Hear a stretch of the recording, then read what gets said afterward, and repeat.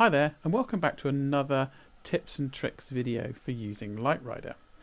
Before I go any further, I just want to remind everyone that if you can't remember about any of the features within Light Rider itself, if you just tap the Light Rider logo, this will give you a quick overview of some of the features and some of the effects that are available on the screen within the Light Rider user interface. Okay, and you just tap the logo again to make those disappear.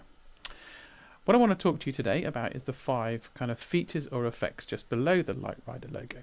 The first one being smoke. Okay, so if you have a smoke machine that you can control via DMX, then this will activate your smoke machine, and the smoke machine will be active when you hold the button, and it will deactivate when you let go. Okay, if you want any of the 5 buttons here to actually latch on, you simply press and hold with your finger and then slide your finger away, and then the effect will be latched on. And in this case, your smoke machine or haze fog will be now billowing out smoke or haze until you press the button again. Now, some smoke machines are quite complex, and you may find that it doesn't always work the way you expected, particularly if you've got a machine that supports things like a different volume output or fan speed and things like that. If you do have any issues with those, then and it's not working the way you expect, I'm afraid you're probably going to have to ask us a question here in the help and support group, or go back to the official Light Rider support team for some further advice. The second effect is blackout, and again, but this, if you tap and hold the button, this will temporarily black out all your light fixtures, and then when you release your finger, it will black out. The blackout will be removed. Okay, if you want that to stay on altogether, to be in complete darkness, you can do that. I'm not quite sure why you would, but you can. And then you just tap to release again. The snowflake on the top right is freeze, and this will temporarily or momentarily freeze any output to your lighting fixtures. So your moving heads will stop moving, your color changing RGB par cans will stop changing colors. Everything will just freeze as it is. And if you want to tap and hold again, you can just slide your finger, and that will latch on, and then just tap to release. The fourth one, the sunglass, is the blinder, and what this will do is momentarily switch all of your RGB cans white, and it will also switch your moving heads white as well.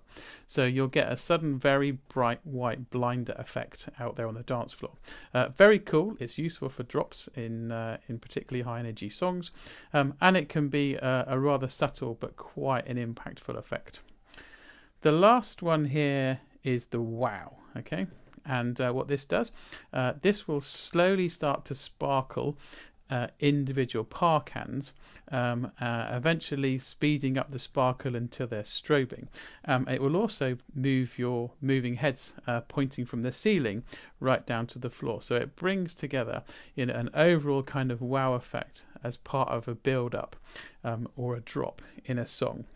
It is quite effective, it is quite dramatic, probably best used sparingly, but well worth trying out before you use it in anger out there on your dance floors. But personally, I've found that there are definitely some songs that you can use this in, songs that everyone will enjoy.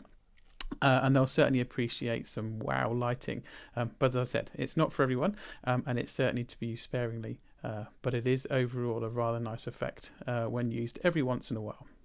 Okay, so that's it for now. As usual, if you've got any questions, you can pop over to the Light Rider Help and Support Facebook group and ask anything away there, and I'll do my best to help out and answer. And if I can't, obviously, then you can go through the official Light Rider support channels to get any further help you need. That's it for now. Thank you very much.